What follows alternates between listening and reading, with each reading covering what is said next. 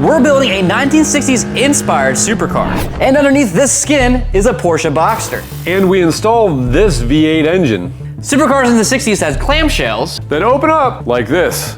That hinge carries a lot of weight because the entire rear clamshell is supported by it. Our rear tubing is already beginning to sag with just a little bit of paneling that we have on it right now. Soon we're gonna have twice as much paneling, and all that weight's gonna go directly to this hinge. So our first step is going to be to get the weight off of our aluminum tubing, then we can make sure it's in the right shape and position before we tie into our hinge.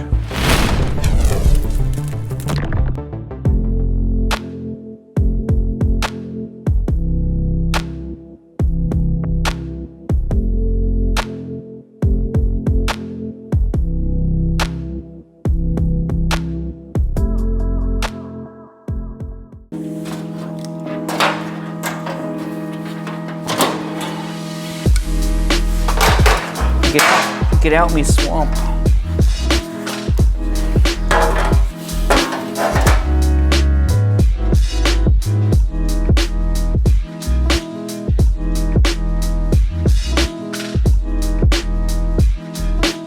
Gonna use the old laser level here to make sure the car itself is level before we start taking measurements, because this will make it a lot easier if it is level.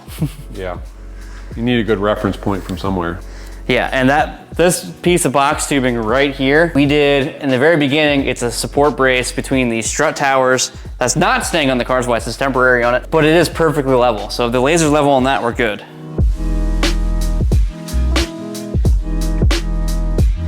I'm trying to get the laser to hit the tubing, and it's hitting the bottom edge of the tube here, goes across the tube, and goes way above this edge. That's how bent this is right now from the hammering that Ryan did. Exquisite and precise metal shaping I did. We'll go with that. So I guess the first step now is to use the laser level and find 2 points on the tubing that are still level to each other. Then we'll kind of work our way down. Because I know here and here especially is dropped a lot. You know, here-ish forward should still be pretty symmetrical, and this side, you know, had a episode. Well, I'm wondering too with the hammering and whatnot, if this didn't slide down. I think we just need to check several different points and we'll get it lined up again. Time for a measuring montage.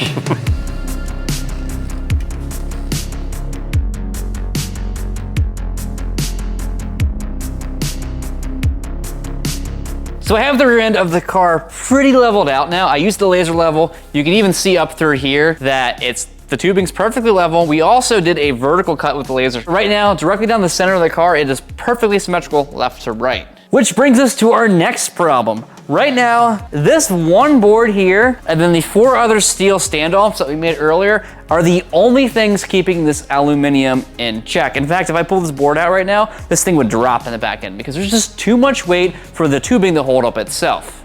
So we're going to go ahead and make more standoffs, and we're gonna weld this tubing so it's a bit more solid.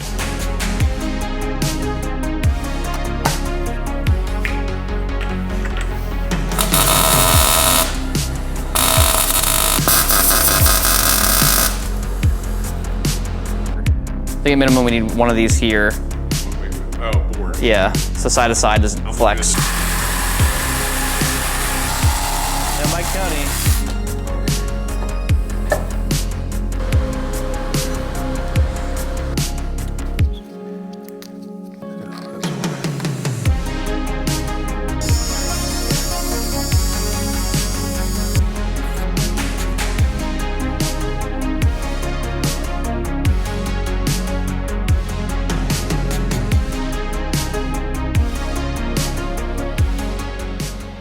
There is a lot that goes into building a supercar from scratch. And we're excited to say that this week's sponsor is ClickUp. ClickUp is basically your second brain. It's a powerful tool that promotes organization and productivity. You can choose from over 35 Click apps to customize for any work task need. That may sound daunting, but don't worry, no coding experience is needed. Create checklists within tasks to accomplish anything. ClickUp integrates with over 1,000 of your favorite tools. Sync your team calendars, messaging apps, cloud storage, and more, all in one place. Let ClickUp help you get more done than 99% of people. Go to tryclickup.co/crucible to get started for free. And if you use our link, ClickUp is going to send you an email with a special discount if you want to upgrade to a paid plan. Huge thanks to ClickUp for sponsoring this video. Sponsorships like this keep us rolling. So without any further ado, let's get back to work. Never mind the fact that I'm back in my bowl, but if you take a damp paper towel and a warm drink that's in a can and wrap it around and put it in the freezer, 10 to 15 minutes, spicy cold. And do this so you don't forget, otherwise it'll blow up. Ask me how I know.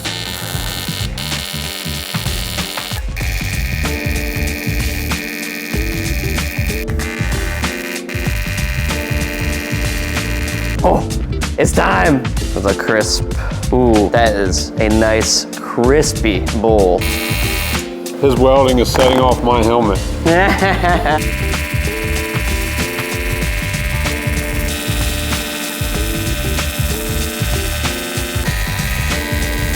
Trying to weld while he's welding is like blind firing in Gears of War. You're just like spraying and praying and hope that it goes where it's supposed to. It's just a big rush so you can strike their arc first. You're just like, it's like a quick draw, but with welders. Draw!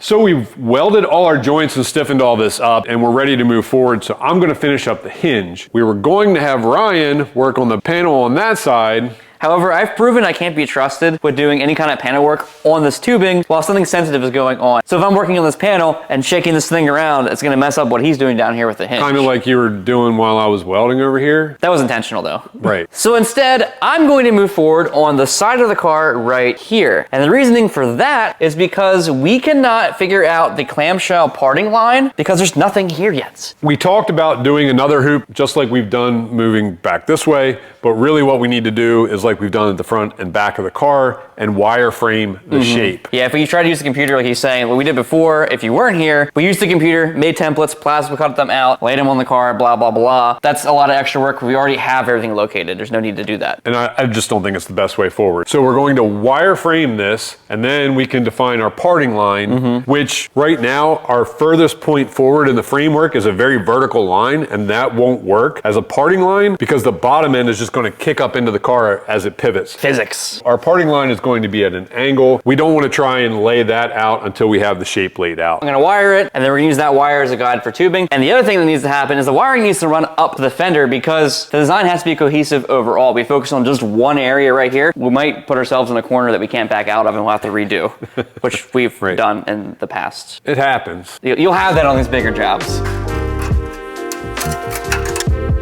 Open says me. Is this thing bolted on?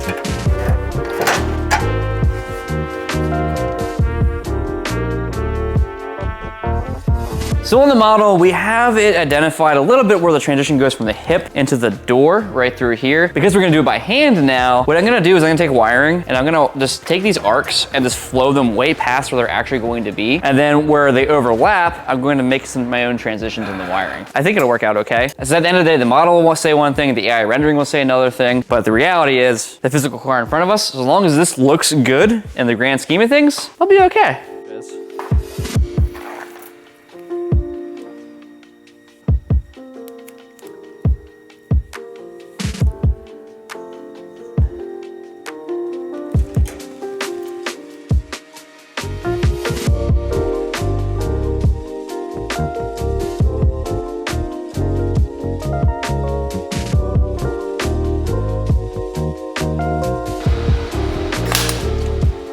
Oh my gosh! So you tripped the breaker? Look, it's hanging from the Yeah! It's like a bat. I can't start this for nothing. Tripped the breaker the moment it sparked.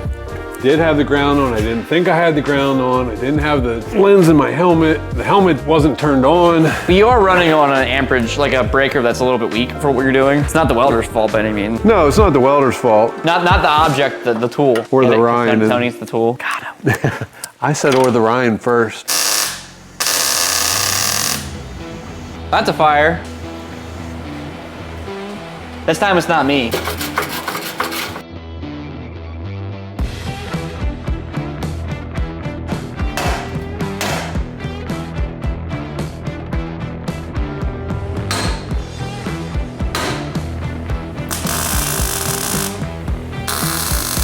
floor's a little flexy, but that is getting better. The rigidity of this bracket is way better than I thought it was going to be. Right now it's just welded to the trunk floor, which is fairly thin gauge sheet metal. I think I'm still going to need to tie it into the longitudinal to stiffen it up completely, but it's way better than I thought it was going to be from just the trunk floor. Give me some more, tack that. I gotta figure out what I'm gonna do for the top door, edge of the door, because right now, this wire's not long enough. I could tack two pieces together, but I kinda want something a little bit more body. I'm gonna see if I have any like generic steel rod laying around. I have a bunch of this rod, which I think is like 1/4 inch, so it's kind of heavy, but it should work pretty well actually. I might use this for the long spats. Spats is not the right word, but I'm gonna lean into that. I think it'll work.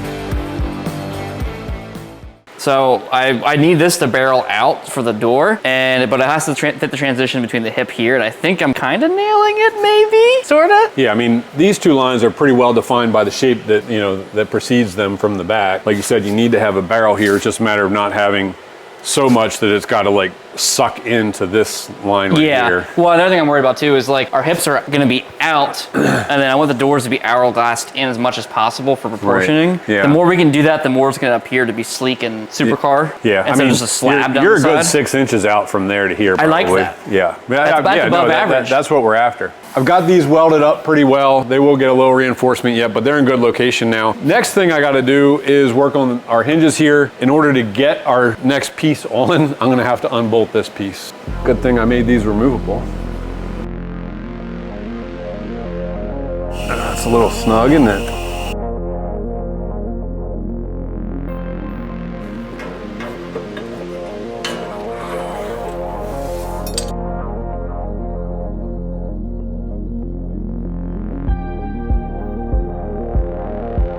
The next step is going to be welding supports between this piece of aluminum and here. If we have the bushing in there, when we do that, it's going to melt. So we're basically making little needle bearings to put in there and locate it while we weld that together.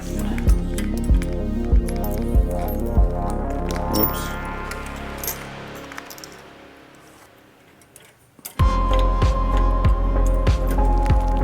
I might want to cut a couple more pieces. I'm working on your nerves. Are you You get overtime for that one. Maybe later. Dad, play with me now!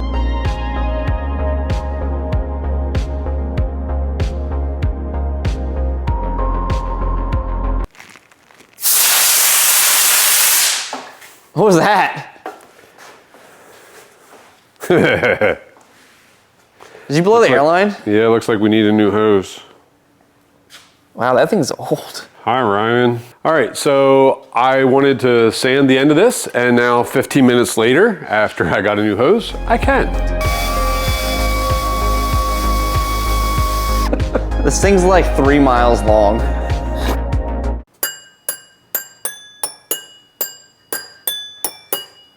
You hear it? Yep. You're doing the Mission Impossible. Hello, if you know. The Tokyo Drift song. Oh, sorry.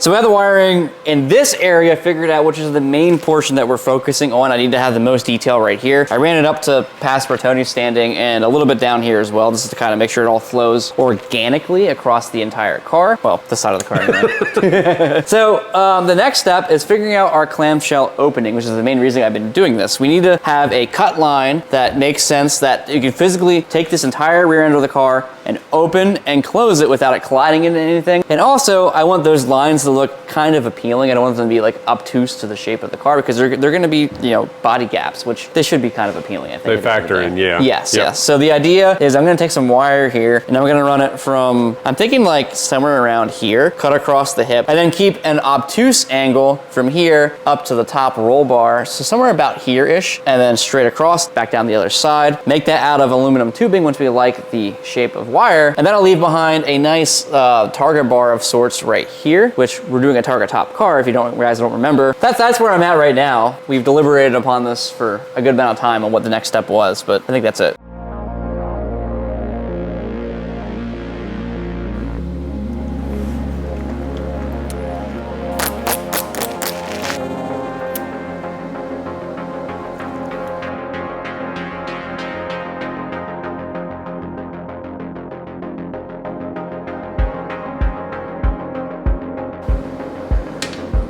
Something like that.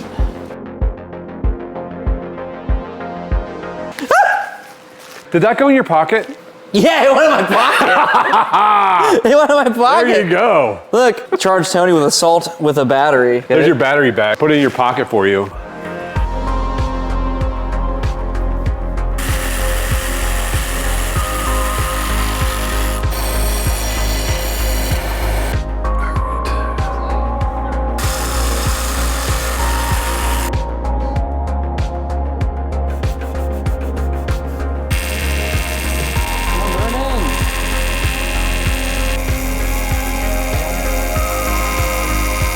There you go. Yeah. No, I don't like Eat them. the apple fritter. Eat the apple fritter.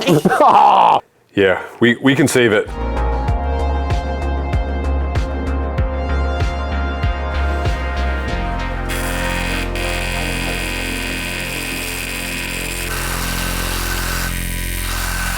I have found a passive-aggressive way to commandeer Ryan's new helmet. I just put the magnifying lens in there, and then it drives him nuts when he wants to use it. You know I can hear you, right?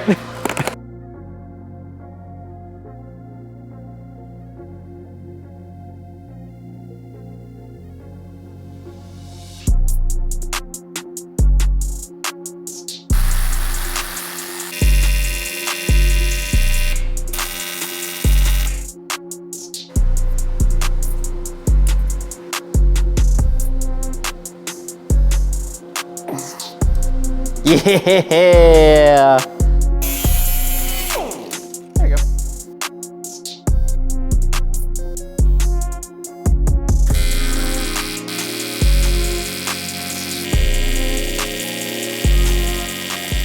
The tough thing with the aluminum tubing is that it's non-ferrous, so I can't use magnets to hold it in place when I weld it, just like you would do with steel. What's great though, with this wire form, is that I made the wire form be like the skin of the car, because it's on the outside of the tubing, so I can tape and clamp the aluminum tubing in place. So now this is jigged perfectly where it needs to be, and I can weld it.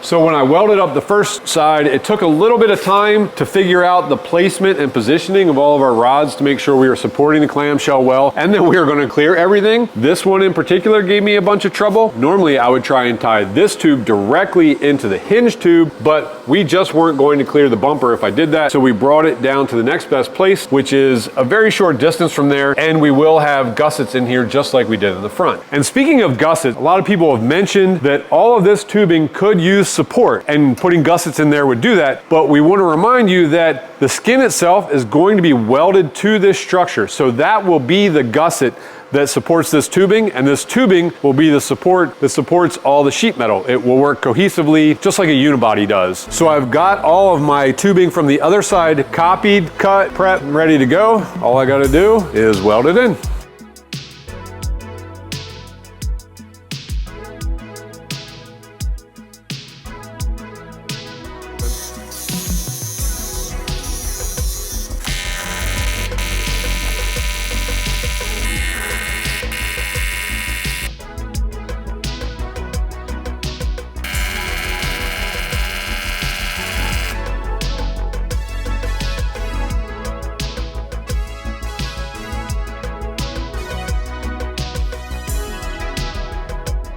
Now that we got that all welded up, we can remove our locating alignment jig here, but we've got to cut it apart to do that. You sure this time? Yes, this time I'm sure. This is all one welded piece. That does not come apart unless we cut it.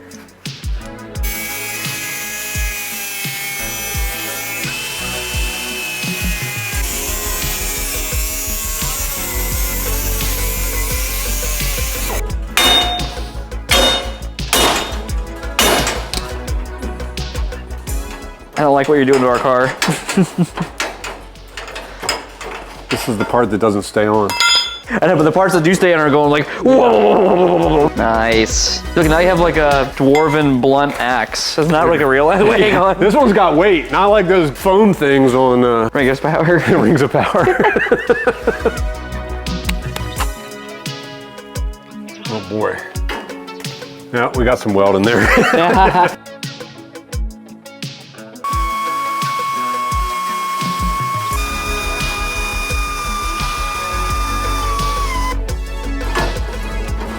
That's it. I have begun fabricating the parting line of the clamshell. So now that is figured out, what I need to do next is continually fabricate the other side and both sides of the parting line, including the part that stays behind for the target bar portion, which is great news because Tony has finally finished his clamshell hinge. The hinge has now been engineered, fabricated, and locked in. This is super solid now. I'm moving the whole car. I don't like that. Instead Stop of just that. flexing it. Stop it. I could do dips No, on stop this it. right now. Ryan can hammer on this and it's not gonna destroy everything at this point. Ooh. Just parts of it. And it's funny because I feel like it actually looks better now that all this is done and locked in. Some of it might be placebo effect, just that I know that it's better. It definitely looks better. Yeah. It's taken a little while to get to this point and I really want to open my clamshell, but all of Ryan's stuff over there is keeping me from doing it. He's acting like I'm the problem, yet he's been building this clamshell hinge for over a month, so I don't want to hear it. Well, come and talk to me in 2 months when those parts still aren't welded on here. They look like a lot of progress has been done, but I can't watch these videos anymore. It's like we hate each other. We've also been invited to SEMA this year, so we will be there. We just won't have a car with us. So if you're there, keep an eye out for us. keep an eye out for you. Yeah, we're gonna find you. Thanks for hanging in the shop with us.